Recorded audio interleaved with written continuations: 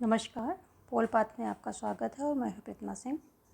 आज फिर हम कुछ महत्वपूर्ण प्रश्नों की सीरीज़ लेकर के उपस्थित हुए हैं और अब हम आज से एक नई सीरीज़ शुरू कर रहे हैं टॉपिक वाइज। 2 वीडियोज़ आएंगी आज से।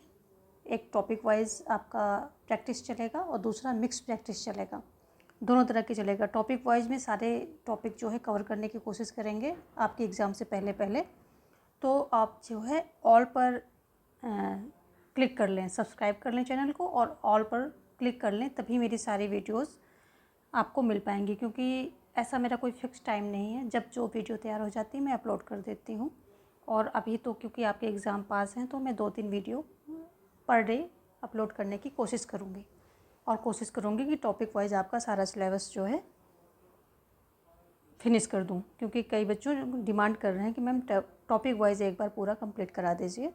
साथ में मैं मिक्स वीडियोस भी देने की कोशिश करूँगी जिनमें कि डिफ़िकल्टी लेवल जो है क्वेश्चन का काफ़ी हाई रहेगा, जो कि पीजीटी के लिए तो बहुत ही अच्छा रहेगा और टीजीटी के लिए भी अच्छा रहेगा।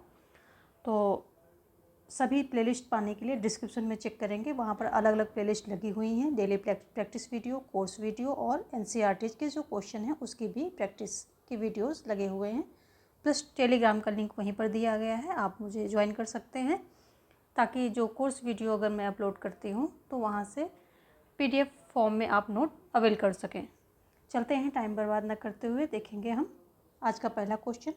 हाँ, और एक बात कहना चाहूँगी कि कोशिश करती हूँ कि मेरी एक प्रैक्टिस वीडियो 8:30 PM पर अपलोड हो जाए, पब्लिक हो जाए, तो उस टाइम आप लोग जो है इसको चेक कर सकते हैं। इसके अलावा किसी भी टाइम में अब वीडियोस दूंगी।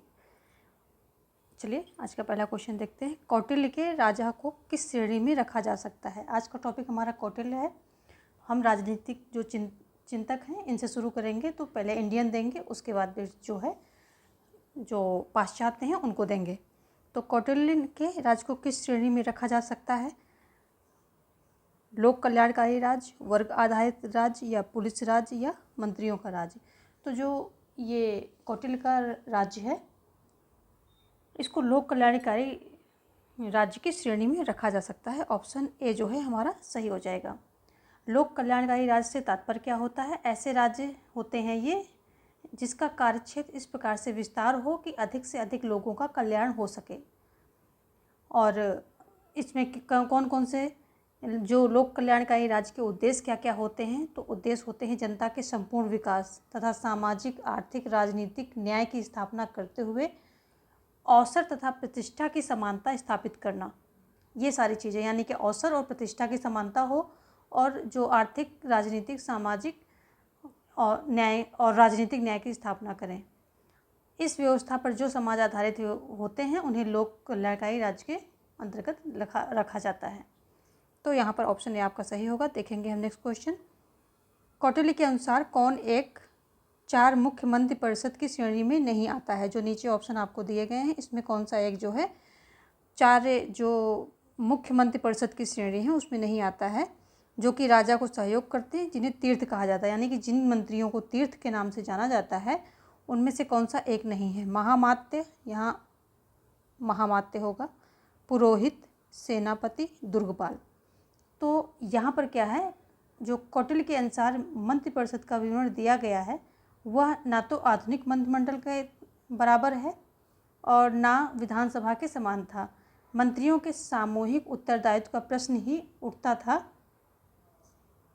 तो जो आज की विधानसभा की जो प्रणाली है, यानी कि मंत्रिमंडल का जो प्रचलन है वो सामूहिक उत्तरदायित्व का, तो सामूहिक उत्तरदायित्व का प्रश्न ही नहीं उठता था, जो कि आज की मंत्रिमंडलीय प्रणाली में प्रचलित है।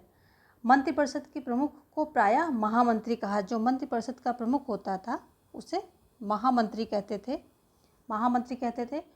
और जो कोषाध्यक्ष और मुख्य कर संग्राहक को क्या कहते थे? कोषाध्यक्ष को कहते थे सन्निधाता कहते थे कोषाध्यक्ष को, सन्निधाता कोषाध्यक्ष को कहते थे। और समाहर्ता जो है किसको कहते थे? कर संग्राहक जो होता था, कर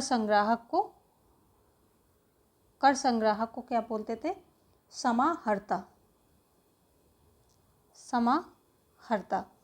ये बोलते थे। और कौटिल्य अपने राज्य संबंधी विचार में प्रशासन के लिए 18 अन्य महत्वपूर्ण प्रशासनिक अधिकारियों का वर्णन करते हैं, जिन्हें वो तीर्थ की संज्ञा देते हैं। तो तीर्थ की संज्ञा में कितने आते हैं? 18 आते हैं।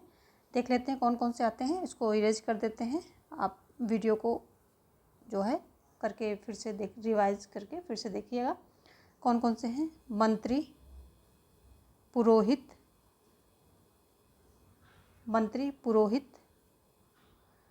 और सेनापति, दौवारिक,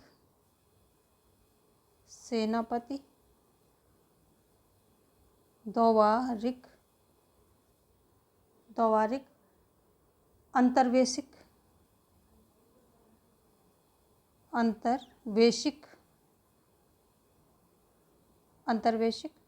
और प्रशास्ता,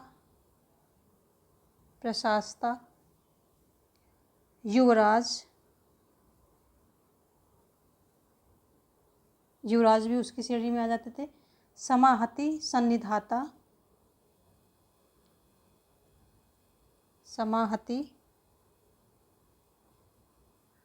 सन्निधाता और छोटी की मात्रा होगी यहाँ पर, सन्निधाता और प्रतिष्ठा आयुक्त,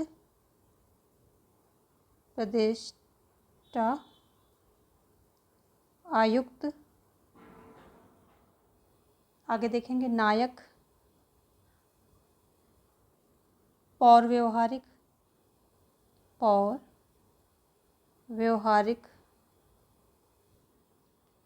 और कर्मातिक,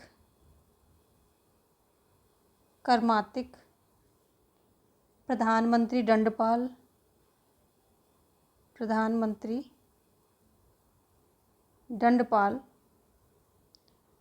और क्या थे? दुर्गपाल, अंतपाल, आहविक।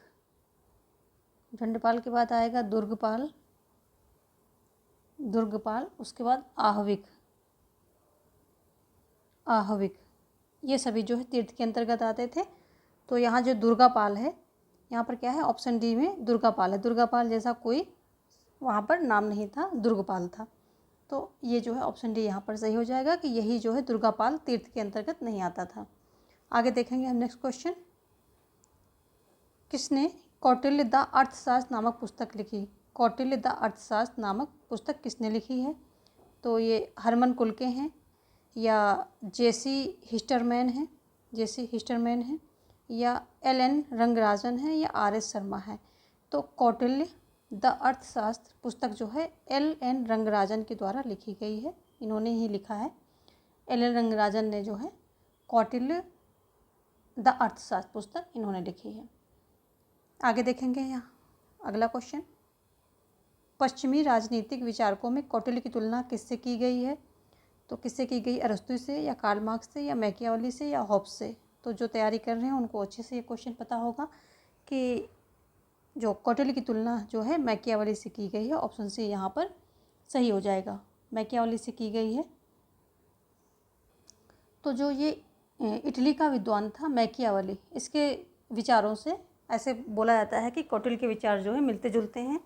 तो मैकियावेली से ही इसकी तुलना की गई है। बल्कि तुलनात्मक रूप से अगर देखें तो कौटिल्य के विचारों को मैकियावेली से उत्तम बताया गया है, यानी कि इनके जो कौटिल्य के विचार हैं ज़्यादा उत्तम श्रेणी के हैं। कौटिल्य के विचार कहाँ मिलते हैं? उनकी पुस्तक जो अर्थशास्त्र है उसमें मिलते हैं, अर्थशास्त्र में मिलते हैं। और अगर हम बात करें कि मैकियावेली की कहाँ मिलते हैं, तो इनकी पुस्तक प्रिंस।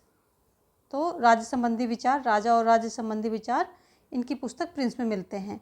तो मैकियावेली ने दूसरा क्या है? व्याघ्र लोमड़ी नीति भी दी थी, व्याघ्र लोमड़ी नीति, जिसमें कि इन्होंने बताया कि राजा को व्याघ्र की तरह तेज और लोमड़ी की तरह चालाक होना चाहिए, व्याघ्र की तरह बहादुर और लोमड़ी की तरह चालाक होना चाहिए, ऐसा इन्होंने बताया है।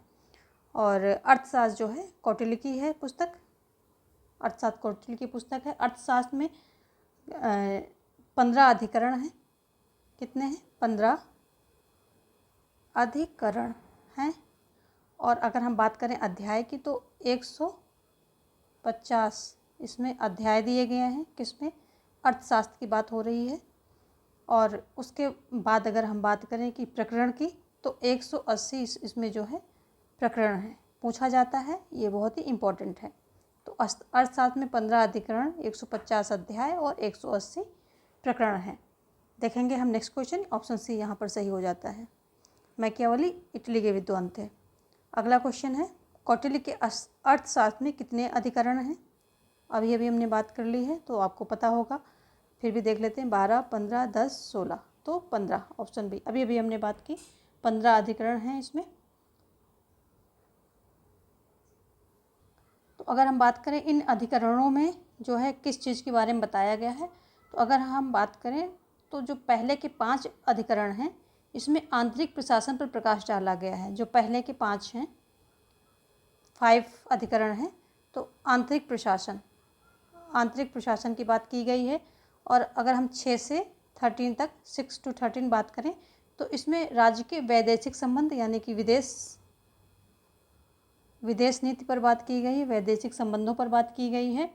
और हम अगर लास्ट के शेष 2 की बात करें तो इसमें अन्य विषयों पर चर्चा की गई है। अर्थशास्त्र में सरकार के 34 विभागों का उल्लेख किया गया है।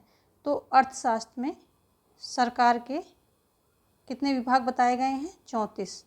सरकार के 34 विभाग की बात की गई है, किसमें की गई है? अर्थशास्त्र में। ये इंपॉर्टेंट है सभी, क्वेश्चन पे मत जाइए क्वेश्चन क्या पूछ रहा है, जो हम इंपॉर्टेंट फैक्ट हैं वो भी यहाँ पर लेके चलेंगे, क्वेश्चन ना पूछ रहा हो तब भी, तो इसको आप नोट डाउन करते रहेंगे। सरकार के 34 विभागों का जो है उल्लेख किया गया है, किसमें? अर्थशास्त्र में। देखेंगे हम नेक्स्ट क्वेश्चन, निम्न में कौन सी विधा कौटिल्य की विधाओं से में सम्मिलित नहीं है? वार्ता, आन्वीक्षिकी, निरुक्त, त्रयी। कौन सी जो है, जो इन्होंने दिया है, विधाएं दी हैं कौटिल्य ने, तो कौन सी इसमें जो है सम्मिलित नहीं है? तो हम देख लेते हैं इन्होंने कौन कौन सी विधाएं दी हैं। एक तो आन्वीक्षिकी दी है। आन्वीक्षिकी का मतलब क्या होता है? दर्शन व तर्क। इसमें चार्वाक, सांख्य व योग दर्शन का ज्ञान आता है। यह विधाओं की प्रकाश स्तंभ विद्या है। तो इसमें जो है ये बात की जाती है, जो है चार्वाक, सांख्य व योग दर्शन, ये सब इसमें आते हैं। और हम त्रयी की बात करें तो धर्म अधर्म व वेदों का ज्ञान तथा वर्ण व्यवस्था का ज्ञान, त्रयी। तो इसमें वेदों का ज्ञान, धर्म अधर्म, और किसका? धर्म अधर्म, वेदों का ज्ञान, और वर्ण व्यवस्था,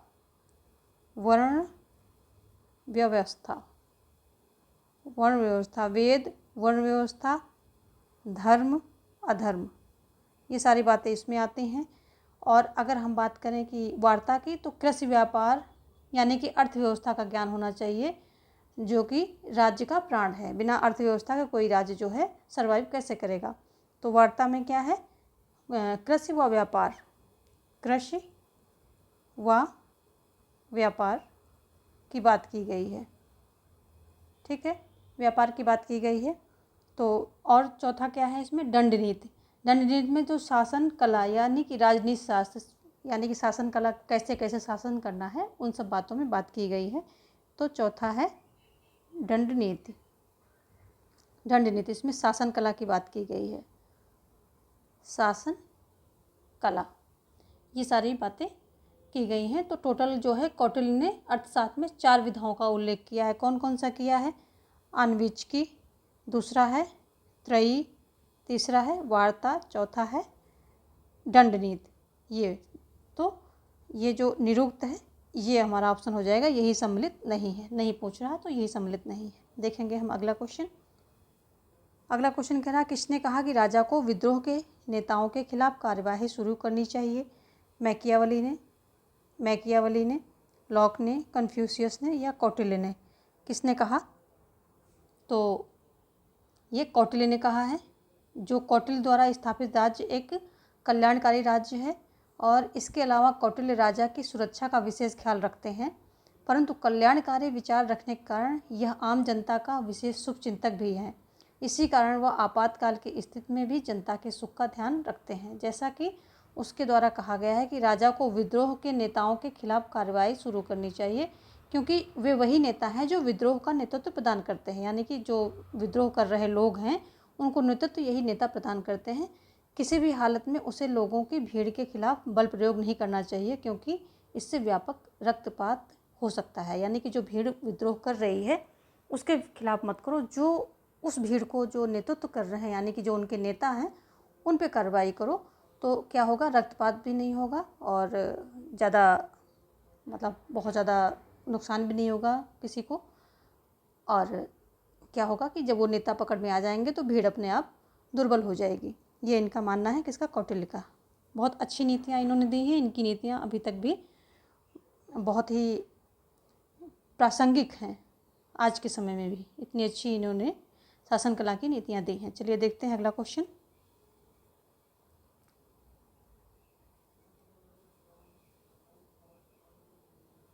अगला क्वेश्चन क्या कह रहा है, निम्न में किन विद्वानों ने कौटिल्य और मैकियावली के बीच समानता को स्थापित किया है। तो देख लेते हैं, यहाँ पर थोड़ा सा गड़बड़ लग रहा है, पहले हम इसको रब कर देते हैं फिर देखते हैं। चलिए अब देखेंगे हम। तो जेबी वोटाजी हैं जो करने वाले हैं। तो ऑप्शन है आपके पास, किसने किसने जो है मैकियावली और कौटिल्य के बीच समानता स्थापित की है। तो किसने किसने की है, जेबी वोटाजी, वोटा यहाँ पर टा हो जाएगा, बोताजी, या ए हिलेब्रांट, या जे जॉली, किसने किया है। तो ऑप्शन बी यहाँ पर है। ए देख लेते हैं क्या है ऑप्शन।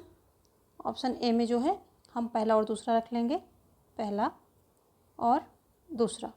तो देखते हैं यहाँ पर जो है ऑप्शन ए सही हो रहा है आपका, पहला और दूसरा, यानी कि जेबी बोटाजी और ए हिलेब्रांट, ये दोनों ने जो है कौटिल्य और मैकियावली के बीच समानता स्थापित की है। तो ऑप्शन ए यहाँ पर जो है सही हो जाएगा। देखेंगे हम नेक्स्ट क्वेश्चन।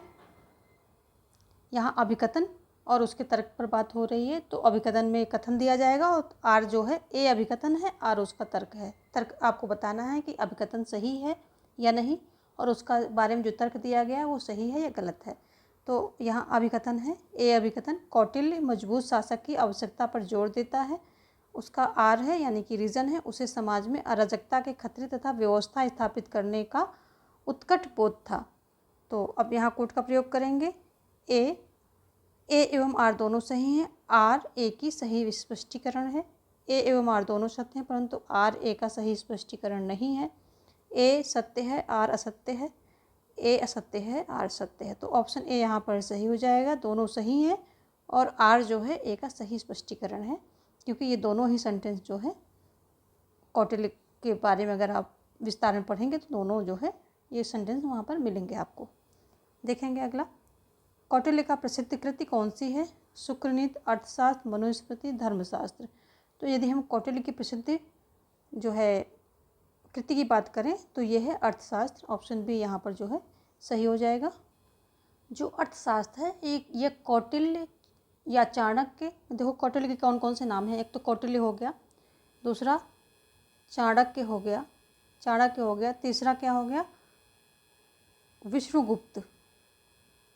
विष्णुगुप्त कहते हैं। रियल नाम इनका यही है, पहला रियल नाम जो है इनका यही है, लेकिन 3 नामों से इनको जाना जाता है। कौटिल्य बहुत ज़्यादा फेमस नाम है और इन्होंने अर्थशास्त्र लिखा है। तो जो कौटिल्य का अर्थशास्त्र है ये संस्कृत का एक ग्रंथ है, यानी कि संस्कृत भाषा में जो है इसको लिखा गया था। संस्कृत ग्रंथ है और उसमें राज व्यवस्था, कृषि, न्याय एवं राजनीति आदि पहलुओं पर जो है विचार दिया गया है और यह प्राचीनतम ग्रंथ है।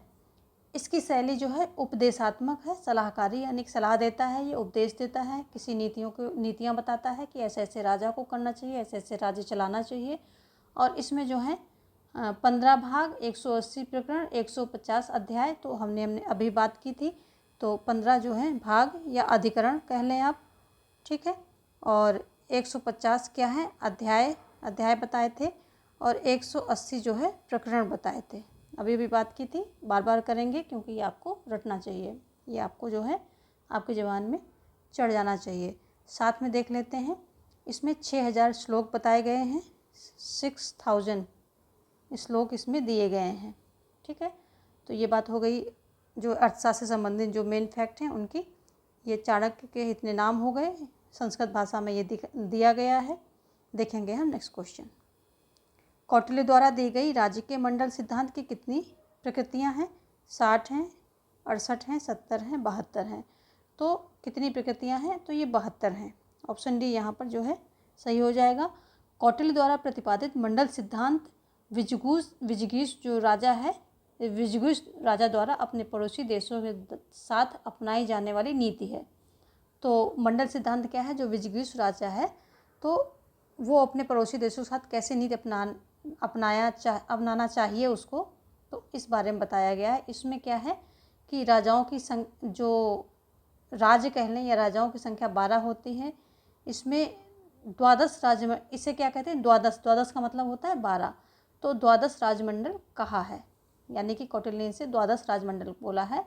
और मंडल के समस्त राजाओं की प्रकृतियों की संख्या कौटिल्य ने 72 बताई है, यानी कि जो जितने राजा हैं इनकी प्रकृतियां जो हैं 72 बताई हैं, जबकि महाभारत में इनकी संख्या 60 बताई गई है। तो देख लीजिए ये 60 जो प्रकृतियां हैं राजाओं की, जो कौटिल्य द्वारा दी गई राज्य के मंडल सिद्धांत की कितनी प्रकृतियां हैं? तो राजाओं की प्रकृतियां जो हैं महाभारत में 60 बताई गई हैं, 60 जो है महाभारत में बताई गई हैं, 72 जो है अर्थशास्त्र में कौटिल्य द्वारा बताई गई हैं। राज्य इसमें कितने शामिल होते हैं? राज्य या राजा कितने शामिल होते हैं? वो 12 शामिल होते हैं। 12 राज्य या राजा कह लें आप, वो शामिल होते हैं इसमें मंडल सिद्धांत में। चलिए हम आगे देखेंगे। यहाँ पर ऑप्शन डी सही हो जाएगा। कौटिल्य के अनुसार मंत्रिपरिषद में मंत्रियों की नियुक्ति का क्या आधार था? योग्यता, वंशानुगत, राज्य की अनुकंपा पर, इनमें से कोई नहीं। तो जो कौटिल्य के अनुसार अगर हम बात करें कि इनका मंत्रियों की नियुक्ति का क्या आधार था, तो कौटिल्य मंत्रिपरिषद में मंत्रियों की नियुक्ति का आधार था योग्यता। जो कौटिल्य की मंत्रिपरिषद थी, यानी कि कौटिल्य जिस मंत्रिपरिषद को सजेस्ट कर रहे थे, तो उसमें योग्यता उसका आधार था। ऑप्शन ए यहाँ पर सही हो जाएगा।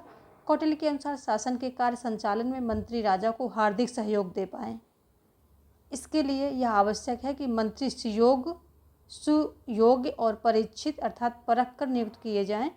परीक्षा के विषय होंगे भय, अर्थात वे भय से विचलित ना हो, तथा सदाचार, अर्थात उनका इसका मतलब है कि उन्हें कानून का पूर्ण ज्ञान एवं उनके प्रति अनन्य निष्ठा हो। ये सारी बातें उसमें होनी चाहिए। यही योग्यता के आधार थे, यानी कि क्राइटेरिया क्या थे कि उनको भय ना हो, भय से विचलित ना हो। दूसरा था कि कानून का पूर्ण उनको ज्ञान हो, और अनन्य निष्ठा, राजा के प्रति अनन्य निष्ठा होनी चाहिए। ये सारी बातें, इन सारी चीज़ों की परीक्षा लेनी होती थी, और जो इन परीक्षाओं को पार कर लेता था वही योग्य होता था। आगे देखेंगे हम। निम्न में किसने माना कि कौटिल्य का मंडल सिद्धांत शक्ति संतुलन पर आधारित है? बी ए साल्टोरे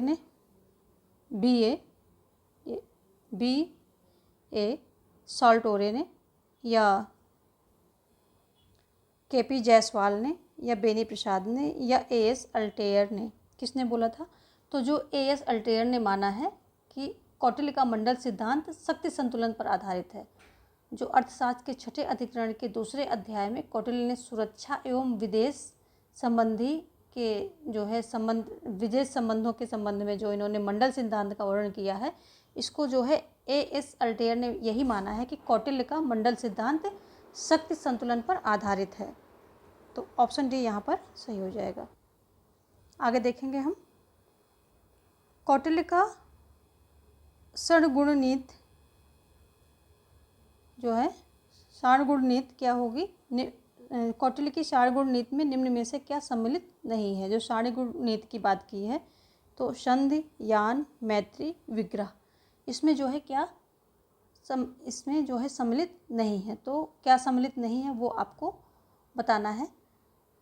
तो ये जो मैत्री है, ऑप्शन सी, यही सम्मिलित नहीं होगा, क्योंकि कौटिल्य जो है अंतर्राष्ट्रीय राजनीति के विश्लेषण में यथार्थवादी दृष्टिकोण को अपनाया है। तो अगर पूछा जाए कौटिल्य कैसे जो विचारक हैं, तो ये यथार्थवादी विचारक हैं, क्योंकि इन्होंने यथार्थवादी दृष्टिकोण को अपनाया है, तथा राज्य की सुरक्षा व शक्ति में वृद्धि के लिए उन्होंने षड्गुण नीति, 6 फोल्ड थ्योरी, जिसको इंग्लिश में बोलेंगे 6 फोल्ड थ्योरी, ये बोलते हैं किसको? षड्गुण नीति को, जो है षड्गुण नीति को 6 फोल्ड थ्योरी बोलते हैं, और इसको इन्होंने अपनाया है। इसमें इन्होंने 4 प्रकार की बातें कही हैं। संधि, एक तो संधि कही है, ये क्या है कि 2 राज्यों में परस्पर संबंध स्थापित रखना, यानी कि संधियाँ करना और संबंध अच्छे करना। विग्रह, एक दूसरे राज्य के विषय में दुराग्रह फैलाना, तो विग्रह का मतलब होता है एक दूसरे के राज्य में दुराग्रह फैलाना। यान का मतलब होता है कि आक्रमण करने की तैयारी कर देना, बिना घोषणा किए आक्रमण की तैयारी करना।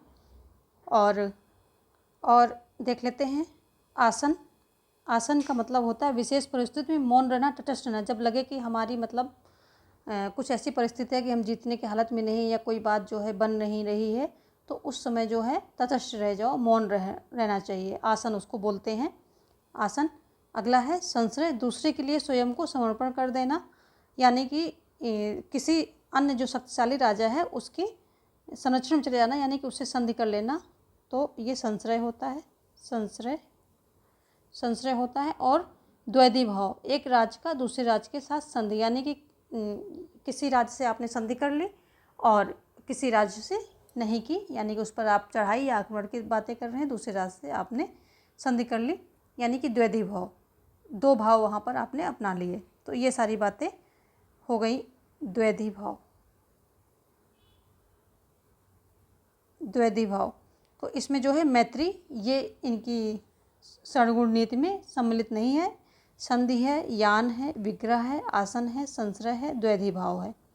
तो ये 6 नीतियाँ जो हैं इन्होंने बताई हैं षड्गुण नीति में। चलिए यहाँ पर सी ऑप्शन सही होगा। देखेंगे अगला हम, कौटिल्य का अर्थशास्त्र निम्न में से किस विषय से संबंधित है।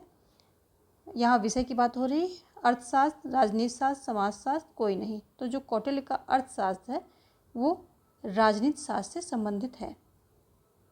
ऑप्शन बी यहाँ पर राइट हो जाएगा। नेक्स्ट क्वेश्चन हम देखेंगे, किसने कहा अपनी प्रजा की खुशी में उसकी खुशी है, प्रजा के कल्याण में उसका कल्याण है। किसने ये बात कही है, मैकियावली ने, मनु ने, कौटिल्य ने या चंद्रगुप्त ने। तो ये बात जो है कही गई है कौटिल्य के द्वारा। ऑप्शन सी जो है यहाँ पर सही हो जाएगा। कौटिल्य के द्वारा ये बात कही। कौटिल्य ने राजा के कर्तव्य की चर्चा करते हुए ऐसा कहा है कि प्रजा के सुख में ही राजा का सुख है, प्रजा के हित में ही राजा का हित है। राजा के लिए प्रजा के सुख से भिन्न अपना सुख नहीं हो सकता है, प्रजा के सुख में ही उसका सुख है। ऐसी जो है बातें इसने किए हैं, कौटिल्य ने बताई हैं राजा के लिए, यानी कि राजा को प्रजा का ध्यान रखना चाहिए, उसका अपना जो है, ऐसा नहीं कि वो लग्जरी जो है जीवन जी रहा है, भौतिकता में डूबा हुआ है, ऐसा नहीं होना चाहिए, उसको प्रजा का ध्यान प्रॉपर रखना चाहिए। ये बातें इसके पीछे आ रही हैं। ऑप्शन सी यहाँ पर सही हो जाएगा। देखेंगे हम नेक्स्ट क्वेश्चन। चलिए इसको हटा देते हैं, पहले इरेज करके फिर देखते हैं क्वेश्चन क्या रहा है। तो क्वेश्चन कह रहा है, कौटिल्य के मतानुसार राजा के लिए उत्तम अभिशासन के सिद्धांत कौन से हैं। व्यक्तिकता का कर्तव्यों के साथ विलय, आचार संहिता के साथ अनुशासित जीवन व्यतीत करना, कानून एवं व्यवस्था बनाए रखना, बुरे मंत्रियों को लेखकों के साथ प्रतिस्थापित करना। तो इसमें ये पूछ रहे हैं कूट के साथ कि कौन कौन से सही हैं। तो हम कूट ए को कर लेते हैं 1 2 4, बी को कर लेते हैं 1 2 3 1 2 एंड 3, सी को कर लेते हैं 2 3 एंड 4 और डी को कर लेते हैं 1 2 3 एंड 4। सारे कर लिए। तो यहाँ पर जो है 3 सेंटेंस आपके सही हैं। उत्तम अभिशासन के सिद्धांत में व्यक्तिकता का कर्तव्यों के साथ विलय कर देना है, आचार संहिता के साथ अनुशासित जीवन व्यतीत करना है और कानून एवं व्यवस्था बनाए रखना है। ये 3 सेंटेंस सही हैं, तो ऑप्शन बी जो है यहाँ पर सही हो जाएगा। देखेंगे नेक्स्ट क्वेश्चन, निम्न में से किसे भारत का मैकियावली कहते हैं। कौटिल्य को, शुक्र को, मनु को, बृहस्पति को। तो भारत का मैकियावली जो है कौटिल्य को कहते हैं। ऑप्शन ए सही हो जाएगा। अभी अभी हमने बात की थी कि कौन कौन से जो विचारक हैं इनको मैकियावली और इनके कौटिल्य के बीच में तुलनात्मक चीज़ें की हैं, यानी कि तुलना किया है एक दूसरे को। तो ये हो जाएंगे कौटिल्य महोदय। नेक्स्ट देखेंगे हम, कौटिल्य का षड्गुण नीति का कौन सा पक्ष चढ़ाई करने से संबंधित है। आसन, विग्रह, संश्रय, यान। अभी अभी हमने बात की, इनके बारे में बताया था। तो आसन में तो आपको मतलब तटस्थ रहना है, कोई जो है एक्शन नहीं लेना है। विग्रह में क्या है, जो संधि को तोड़ना है, यानी कि उससे जो है विच्छेद करना है। संश्रय में किसी राजा की शरण में लेना, यानी किसी राजा को जो है साथ ले लेना है, उसके संरक्षण में चले जाना है। और जो यान है, तो यान किससे संबंधित है, यान जो है, यान में हो जाता है कि आप जो है चढ़ाई करें, बिना जो है घोषणा करे चढ़ाई की, आक्रमण की, उसकी तैयारी करना शुरू कर दे, उसी को यान बोलते हैं। अभी हमने बताया था, फिर से एक बार सुन लेते हैं। संधि का मतलब होता है शांति बनाए रखने के लिए गठबंधन बनाने की नीति। विग्रह अर्थात युद्ध करने का निर्णय। यान अर्थात युद्ध घोषित किए बिना आक्रमण की तैयारी। और आसन अर्थात उदासीनता या तटस्थ की नीति। संश्रय अर्थात अन्य राजा का संरक्षण प्राप्त करने का प्रयत्न।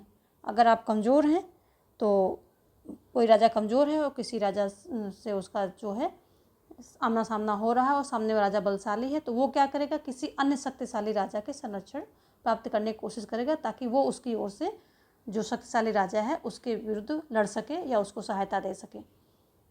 और छठा है द्वैधी भाव, अर्थात एक राजा से शांति की संधि करके दूसरे के साथ युद्ध करने की नीति। तो ये सारी बातें दी गई हैं। तो यहाँ पर यान स्पष्ट हो गया है कि यान जो है चढ़ाई से संबंधित है। आगे देखेंगे हम। अर्थशास्त्र में सरकार के कितने विभागों का उल्लेख किया गया है, 32, 33, 34 या 35। तो अर्थशास्त्र में सरकार के कितने विभागों का उल्लेख किया गया है, अभी हमने बताया था। अर्थशास्त्र के बारे में बताते बताते ये भी मैंने बता दिया था। तो आप फटाफट जो है आंसर कीजिए कि मैंने सरकार के कितने विभागों के बारे में बात की थी, अभी बात की थी। तो इसमें आप फटाफट हमें बताइए, आंसर कीजिए। सी ऑप्शन यहाँ सही हो जाएगा, 34 जो है विभागों की बात की गई है। इसमें सरकार के 34 विभागों का उल्लेख अर्थशास्त्र में किया गया है। इसके पहले भी बताया है, अभी फिर आप देख लें। चलिए देखेंगे हम नेक्स्ट क्वेश्चन। निम्न में कौटिल्य के राज्य का अंग नहीं है, स्वामी, अमात्य, वर्ण व्यवस्था, दंड। तो जो राज्य के अंग हैं, इन्होंने सप्तांग सिद्धांत दिया है, किसने, कौटिल्य ने। तो इसके अनुसार क्या है, जिसके राज्य के जो है 7 अंग हैं, कौन कौन से हैं, स्वामी है, अमात्य है, स्वामी और अमात्य, जनपद, दुर्ग, कोष, दंड। जनपद, दुर्ग, कोष, दंड और मित्र। मित्र कितने हुए, 1, 2, 3, 4, 5 और ये 5 और ये 6 हो गया, ये 7 हो गया। तो ये 7 जो हैं दिए गए हैं अंगों की बात की है इन्होंने। इसमें तो वर्ण व्यवस्था का जिक्र नहीं किया गया इन सप्तांगों में, तो ऑप्शन सी यहाँ पर जो है आपका सही हो जाएगा। और ये जो राज्य के सप्तांग सिद्धांत के अनुसार राज्य 7 तत्वों से निर्मित है, क्योंकि ये तत्व एक दूसरे के साथ इतने निकट से जुड़े हैं जैसे एक ही शरीर के भिन्न भिन्न अंग, इसलिए इन्हें राज्य के अंग कहा गया है। जैसे कि ये भिन्न भिन्न अंग जो है एक दूसरे के साथ जुड़े हुए हैं और एक दूसरे का सपोर्ट करके तब जाके सारे कार्यों को मतलब क्रियान्वयन इनके द्वारा होता है। उसी तरह जो है राज्य के ये 7 जो पद हैं, तो यह 7 अंग, इनको एक अंगों की तरह देखा गया है और ये एक दूसरे से बहुत निकटता से जुड़े हुए हैं और इनके सबके मिलने से ही राज्य के सारे कार्य संपन्न होते हैं। ये जो है इसीलिए इसको सप्तांग यानी शरीर से इसकी तुलना की गई है, शरीर के अंगों से तुलना की गई है, इसीलिए इसको सप्तांग सिद्धांत बोला गया है। देखेंगे हम अगला। राज्य के सप्तांग सिद्धांत को किसने तैयार किया है, भीष्म ने, मनु ने, कौटिल्य ने, अशोक ने। तो अभी हम बात कर ही रहे हैं, कौटिल्य द्वारा सप्तांग सिद्धांत जो है तैयार किया गया है। तो इसमें जो है कौन कौन से हैं, अभी हमने सारी बातें कर ली। स्वामी, अमात्य, जनपद, दुर्ग, कोष, दंड, मित्र, ये 7 जो हैं इसके अंग। आगे देखेंगे हम। निम्न में कौन सा, एक सेकेंड, ऑप्शन दिया, हाँ दे दिया है, चलिए। निम्न में कौन सा अर्थशास्त्र का सही घटक नहीं है, तो यथार्थवाद, नैतिकता, निरपेक्ष, राज्य शासन कला, भौतिकवाद। तो अर्थशास्त्र की बात करें, अगर अर्थशास्त्र को पढ़ें तो उसका सही घटक कौन नहीं है, भौतिकवाद। भौतिकवाद की बात नहीं की गई है इसमें। भौतिकता से जो है राजा को दूर रहने की कोशिश की गई है और प्रजा की सुख में सुख, प्रजा के दुख में दुख, ऐसा उसको रहने के लिए बताया गया है। तो जो भौतिकवाद है ये अर्थशास्त्र का सही घटक नहीं है, ये बात जो है।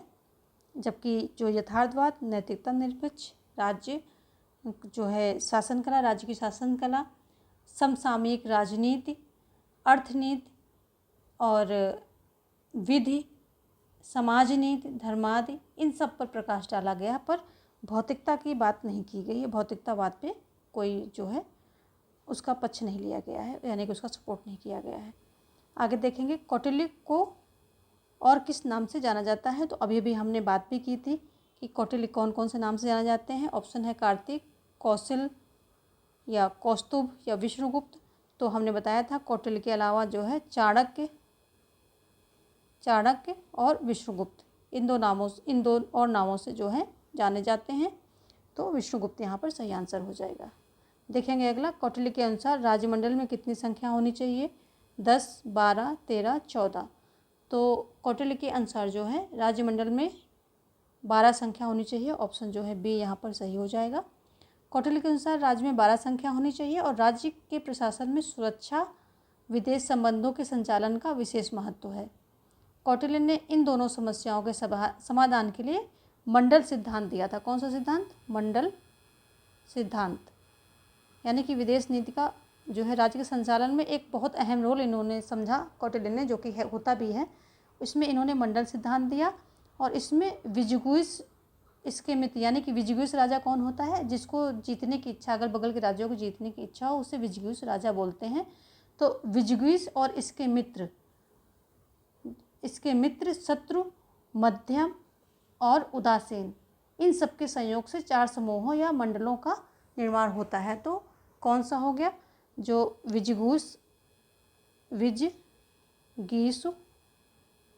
विजिगीसु हुआ, तो इसके आ जाएंगे, एक तो मित्र आ जाएंगे, फिर और दूसरा क्या आ जाएंगे? शत्रु आ जाएंगे, ठीक है। तीसरा क्या आ जाएगा? तीसरा मध्यम आ जाएगा, फिर चौथा आ जाएगा उदासीन। ये उदासीन राज्य होते हैं। फिर मध्यम राज्य होते हैं, मित्र राज्य होते हैं विजिगुइस राजा के, और शत्रु राज्य होते हैं। तो इस तरह से ये 4 समूहों में, या इनको मंडल कह सकते हैं, इनके सहयोग से जो है मंडल सिद्धांत को प्रतिपादित किया है चाणक्य ने।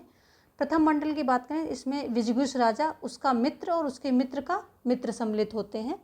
तो जैसे इसमें पूरा एक चित्र है वो बनाकर, ठीक है, जब हम कभी दिखाएंगे, जब इसकी क्लास लेंगे तो इसमें विजिगुइस राजा, उसका मित्र, उसके मित्र का मित्र सम्मिलित है। द्वितीय मंडल में कौन हो गया? विजिगुइस का शत्रु, शत्रु का मित्र और शत्रु के मित्र का मित्र सम्मिलित है। तृतीय मंडल में इसमें जो है मध्यम राज होते हैं, उसके मित्र का मित्र सम्मिलित होता है।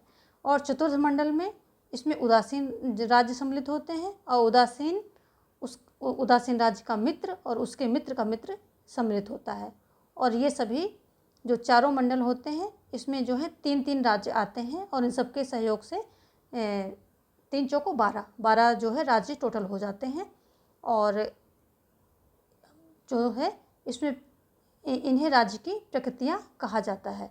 और इस सिद्धांत में मंडल जो है केंद्र ऐसा राजा होता है जो पड़ोसी राज्यों को जीतकर अपने में मिलाने की प्रयत्नशील है, तो उसे विजिगुइस बोलते हैं। विजिगुइस का मतलब है जिसे जो है आसपास के पड़ोसी राज्य को जीतने की इच्छा हो, ऐसे को विजिगुइस बोलते हैं।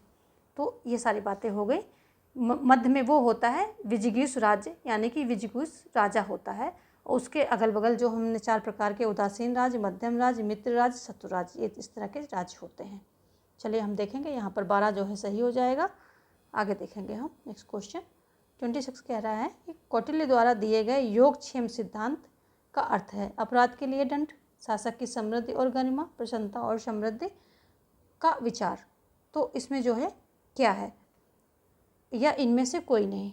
चौथा हम देख लेते हैं, कोई नहीं, इनमें से भी कोई नहीं, ये भी आपका ऑप्शन है। तो योगक्षेम सिद्धांत का मतलब होता है शासक की समृद्धि और गरिमा।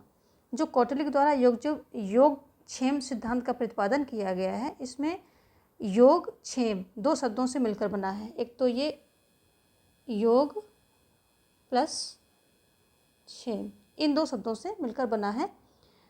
योग का अर्थ है बढ़ाना, वृद्धि करना, समृद्ध करना, और क्षेम का अर्थ है उस समृद्धि को बनाए रखना। तो योग का मतलब है कि बढ़ाना, और क्षेम का मतलब है कि जो बढ़ाई गई चीज़ है, समृद्धि है जो भी है, उसे बनाए रखना, यानी कि उसको मेंटेन करना। तो योग क्षेम का मतलब है यहाँ पर शासक की समृद्धि और गरिमा, समृद्धि बढ़ी और उसको बनाए रखना। चलिए आगे देखते हैं। ऑप्शन सी जो है यहाँ पर बी है शायद, हाँ ऑप्शन बी यहाँ पर सही हो रहा है। देखेंगे नेक्स्ट क्वेश्चन। कौटिल्य के लिए स्वामी का अर्थ है, तो स्वामी का क्या अर्थ है? राजा, अमात्य, मित्र, कोश। तो स्वामी का मतलब होता है राजा। ऑप्शन ए यहाँ पर जो है सही हो जाएगा। जो राज्य के सप्तांग सिद्धांत दिए गए हैं उसमें राजा जो है महत्वपूर्ण है, और सबसे महत्वपूर्ण स्थान राजा का ही है। और राजा की सफलता राजा की राजनीति पर निर्भर करती है, ऐसा कौटिल्य मानते हैं। यद्यपि कौटिल्य को गणतंत्र राज्यों का पूर्ण रूप से ज्ञान था, तथापि वह राजतंत्र का ही प्रबल समर्थक था। यानी कि जो कौटिल्य थे वो, उनको गणतंत्र का नॉलेज था, फिर भी वो राजतंत्र के समर्थक थे।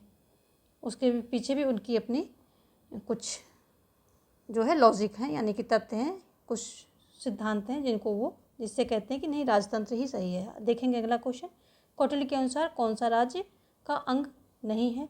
तो अभी भी हमने कई बार बात कर ली, सेना, स्वामी, अमात्य, मित्र। तो कौन सा राज्य का नहीं है? तो स्वामी भी है, अमात्य भी है, मित्र भी है, और हमने कोश भी पढ़ा है, कोश को भी पढ़ लिया है, और साथ में कोश और क्या था? दंड था, जनपद, दुर्ग। एक लाइन से देखते हैं इसको थोड़ा सा। 7 अंगों में स्वामी, अमात्य, जनपद, दुर्ग, कोश, दंड व मित्र, ये हैं। किसका उल्लेख नहीं है? सेना का उल्लेख नहीं है। ऑप्शन ए यहाँ पर सही हो जाएगा। इसमें जो है इसको प्रत्यांग भूत भी कहते हैं। जो राजा के इन अंगों को वर्णन करते हुए जो राज्य के ये अंग हैं, यानी कि सप्तांग हैं, इनको जब कौटिल्य वर्णन करते हैं तो राज्य को प्रत्यांग भूत भी कहा है। क्या बोला है? प्रत्यांग भूत, ये भी कहा है। तो यहाँ पर ऑप्शन ए सही हो जाएगा। देखेंगे हम नेक्स्ट क्वेश्चन। कौटिल्य समर्थक था, किसका समर्थक था भाई? तो राजतंत्र का, या सीमित राजतंत्र का, या मंत्रिमंडलीय व्यवस्था का, या किसी का भी नहीं। तो अभी जस्ट हमने एक क्वेश्चन पहले बात की थी कि कौटिल्य जो है गणतंत्र का नॉलेज उसको था, उसके बाद भी वो राजतंत्र का समर्थक था। कौटिल्य के अनुसार राजतंत्र में राजा ही संपूर्ण शक्तियों का केंद्र बिंदु होता है, इसलिए उसे राजा पर विशेष ध्यान देने की तहत उसकी शिक्षा, उसके गुणों, उसकी दिनचर्या, उसकी शक्तियों, कार्यों के अतिरिक्त उसकी निरंकुशता पर प्रतिबंध भी लगाया है। साथ साथ उसके सतर्क रहने संबंधी सुझाव को भी ध्यान में रखा जाना चाहिए। यानी कि राजतंत्र का समर्थक तो था, लेकिन राजा के लिए उसने बहुत सारी नीतियाँ बना दी, दिनचर्याएँ बना दी, कैसे उसकी शक्तियों को और कार्यों को संचालित होना है, चलना है, वो बताया है। निरंकुश नहीं होना ये भी बताया है, और इन सब के लिए सुझाव दिए हैं कि क्या कैसे कैसे जो है राजा को ट्रेन करना है, राजा को कैसे कैसे राज्य करना चाहिए। तो राजतंत्र का समर्थक था। आगे देखेंगे हम। सप्तांग सिद्धांत का संबंध है किससे है? सामाजिक व्यवस्था से, आर्थिक व्यवस्था से, न्यायिक व्यवस्था से, या राजनीतिक व्यवस्था से? तो सप्तांग सिद्धांत का संबंध जो है राजनीतिक व्यवस्था है, क्योंकि इसमें क्या है, राज्य के बारे में बात की है। राज्य के 7 अंग जो कि राज्य के कार्यों का संचालन करने में सबसे महत्वपूर्ण है, उनकी बात की गई है। तो सीधे सीधे ये राजनीतिक व्यवस्था से संबंधित है। और स्वामी, अमात्य, जनपद, दुर्ग, कोश, दंड, मित्र, ये सब जो है अंग हैं, और इसका प्रतिपादन प्राचीन भारतीय राजनीतिक विचारकों ने राज्य के कार्यों के सफल संचालन हेतु सोपानवत व्यवस्था के रूप में किया, यानी कि सोपानवत व्यवस्था जो क्रम में चलती हो। आगे देखेंगे हम। ये राजनीतिक व्यवस्था से संबंधित है, सप्तांग जो है सिद्धांत है। आगे देखेंगे। कौटिल्य के अनुसार राजा का मुख्य कार्य क्या है? विधि का निर्माण, अति भौतिक जीवन जीना, विधि को लागू करना, अतिताई अधिकारियों को दंडित करना। तो अगर हम देखें तो ये जो है विधि को लागू करना, कौटिल्य के अनुसार देखें तो जो राजा का कार्य है, मुख्य कार्य है, कार्य तो उसके बहुत सारे हैं, पर जो मुख्य कार्य है वो क्या है? विधि को लागू करना। ऑप्शन सी जो है यहाँ पर सही हो जाएगा। और कौटिल्य बताते हैं कि इसका यही कार्य जो है विधि को लागू करना है। ध्यातव्य है कि कौटिल्य का ऐसा मानना था कि राजा राज्य का सर्वे सर्वा होता है, जो कि उन्होंने माना भी है और उसको ट्रेंड करने के लिए बहुत सारी नीतियाँ बनाई हैं। संचालन कार्य राज्य का कैसे करना है उसको, उसके लिए भी बहुत सारी बातें बताई हैं। खुद राजा की दिनचर्या को भी लागू किया है इन्होंने। किसने? कौटिल्य ने। कैसे उसको सुरक्षित रखना है राजा को, तो उस पर भी बहुत सारे जो हैं नीतियाँ बताई हैं, यानी सुझाव दिए हैं। और जो है राजा को सर्वे सर्वा माना है, लेकिन साथ में उसने बताया है कि राजा का परम कर्तव्य है कि वह राज्य की रक्षा करे एवं कानून को लागू करवाए। तो जो है ये ऑप्शन सी यहाँ पर सही हो जाएगा। अगला देखेंगे, कौटिल्य के अनुसार विजिगीष का तात्पर्य है। तो हमने विजिगीष का तात्पर्य की बात कर ली, फिर भी हम ऑप्शन देखेंगे। जिसे जीता ना जा सके, जो जीत न सके, जो जीतने की इच्छा रखता हो, जिसने जीत हासिल कर ली हो। तो जो है विजिगीष राजा या विजिगीष का तात्पर्य होता है जो जीतने की इच्छा रखता हो, यही इसका तात्पर्य है। तो ऑप्शन सी यहाँ पर जो है सही हो जाएगा। देखेंगे अगला क्वेश्चन, कुछ फैक्ट देख लेते हैं इस विजिगीष से संबंधित। तो जो कौटिल्य ने विदेश नीति के संदर्भ में 2 प्रकार के सिद्धांत दिए हैं। एक क्वेश्चन यहाँ बनता है, अगर हम विदेश नीति की बात करें, विदेश नीति तो 2 प्रकार के सिद्धांत दिए हैं इन्होंने इस बारे में कि विदेश नीति कैसे जारी चलाई जाए, कैसे उसको फॉलो किया जाए। एक कौन सा है? मंडल सिद्धांत है। 2 सिद्धांत हैं, तो एक है मंडल सिद्धांत और दूसरा है इनका सारणीगुण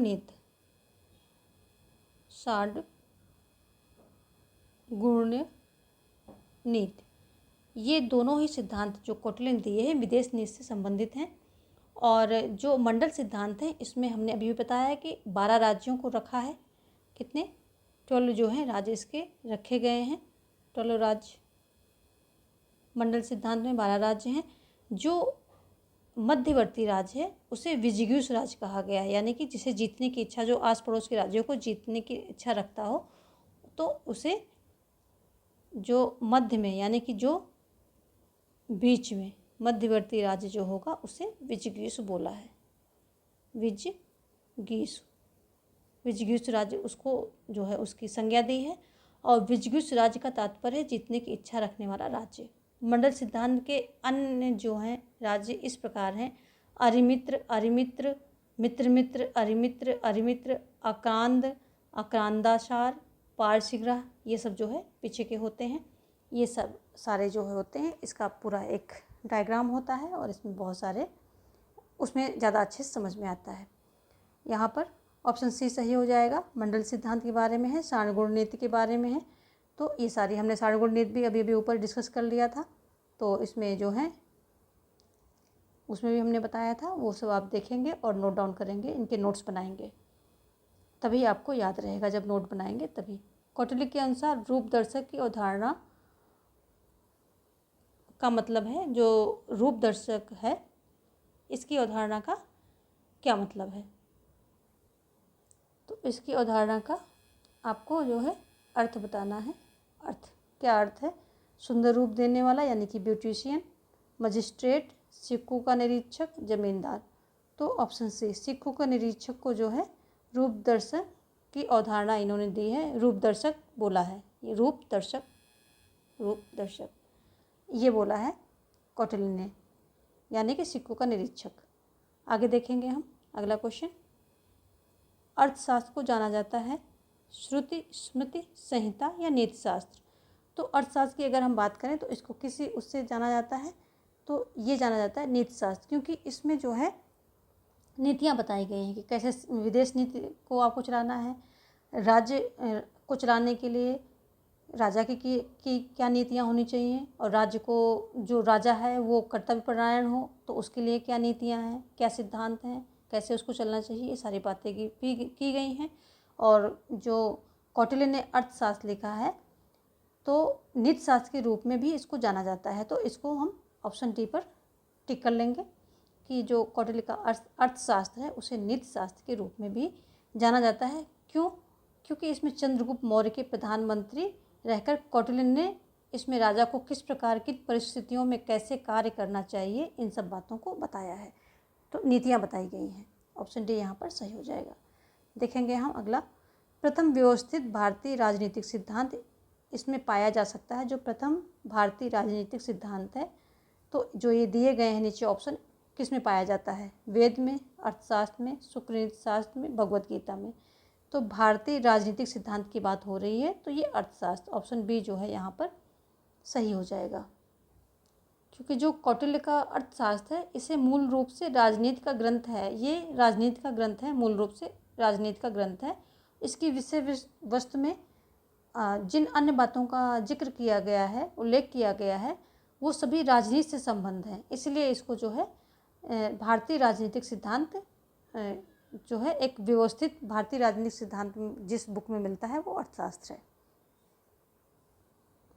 तो आज हमने जो है कौटिल्य पर, यानी कि चाणक्य पर, यानी कि विष्णुगुप्त पर जो क्वेश्चन थे, इनके 35 क्वेश्चन उठाए थे और उनको अच्छे से हमने समझा। क्वेश्चन के अलावा भी चीज़ें समझी। आई थिंक ये वीडियो काफ़ी बेनिफिशियल होगा आपके लिए। इसके अलावा भी प्लेलिस्ट में बहुत सारे जो है टॉपिक लगे हुए हैं, वहाँ पर भी आप जा कर के देख सकते हैं। जो भी आपका सिलेबस है, सिलेबस के अकॉर्डिंग जो आपके सिलेबस में टॉपिक हैं, उसके अकॉर्डिंग आप वो टॉपिक की लिस्ट चूज करें और वहाँ से प्रैक्टिस करें। और मेरी सभी वीडियोस पाने के लिए सब्सक्राइब करके ऑल पर क्लिक करना बिल्कुल ना भूलें, तथा वीडियो अच्छी लगी है तो लाइक और शेयर करें, ताकि दूसरे लोग भी इससे बेनिफिट ले सकें। तो आज के लिए बस इतना ही। मिलते हैं कुछ और प्रश्नों के साथ। एक हमारा मिक्स क्वेश्चन का जो प्रैक्टिस वीडियो, वो भी अपलोड हो जाएगा। और ऐसे ही कुछ और वीडियोस जो भी, मतलब जितना भी मैं आपकी इस समय हेल्प कर पाऊँगी, तो उनके लिए मैं ज़्यादा से ज़्यादा आप लोगों के लिए वीडियोज़ अपलोड करने की कोशिश करूँगी। मिलते हैं कुछ और प्रश्नों के साथ। धन्यवाद।